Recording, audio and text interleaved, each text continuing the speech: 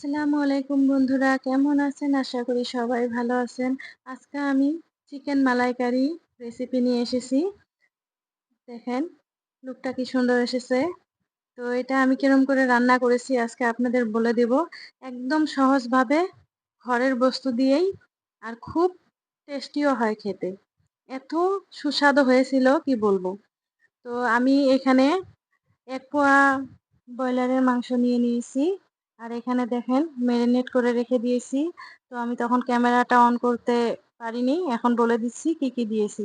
এখানে আমি দিয়েছি কাঁচা লঙ্কা কুচি, পেঁয়াজ কুচি, আদা রসুন বাটা, হলুদ ১ চামচ, ৪ চামচের জিরার গুঁড়ো ১ চামচ, আরও ধনিয়ার গুঁড়ো। এসব দিয়ে অল্প সরিষার তেল দিয়ে খুব সুন্দর করে মেরিনেট করে রেখে দিয়েছি ৫ মিনিটের মতো। দেখেন মাংসগুলাতে একদম মসলা ঢুকে গেছে। সুন্দরভাবে কিন্তু লেগেও গেছে। এইভাবে মেরিনেট করে রেখে চলেন এখন রান্নাটা করে নিই। এখন আমি এখানে দিয়ে দিলাম প্যানে শুকনো কাঁচা লঙ্কা, আরও তেজপাতা ফোড়নে দিয়ে দিয়েছি। তারপরে গোটা এলাচিগুলো যে আছে, ছোট এলাচি বড় এলাচি সেটাও দিয়ে দিলাম। দিয়ে মাংসগুলো এখানে ঢেলে দিলাম। এখন সুন্দরভাবে কিন্তু নেড়ে চেড়ে নেব।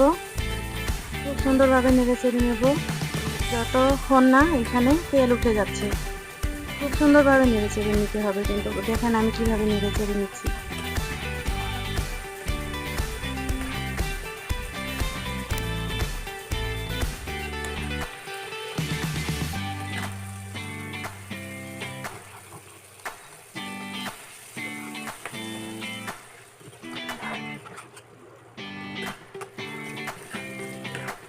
দেখেন বন্ধুরা তেল কিন্তু উঠে গেছে খুব সুন্দরভাবে। এই যে দেখেন চারদিকে করে নিয়ে আমি এখন এখানে অল্প জল দিয়ে দিলাম।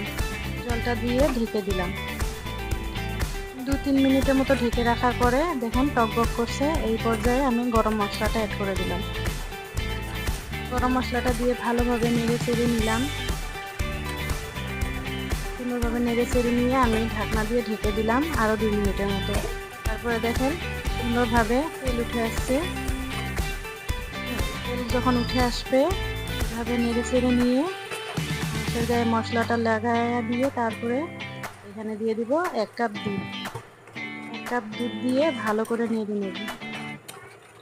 এখন কি সুন্দরভাবে কিন্তু নেড়ে চেড়ে নিচ্ছি আমি, যাতে মশলাগুলো সব উঠে যায়, মাংসর গায়ে লেগে যায়।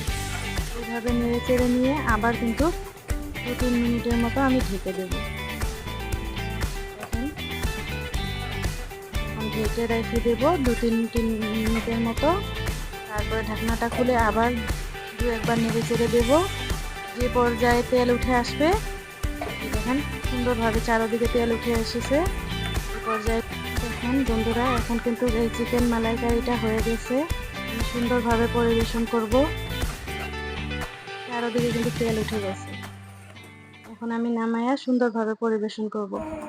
দেখেন ১ পিস লেবু নিয়ে নিয়েছি একটা কাঁচা লঙ্কার সাথে, আর মাংসর মালাইকারিটা এখন আমি মেখে মুখে দেব।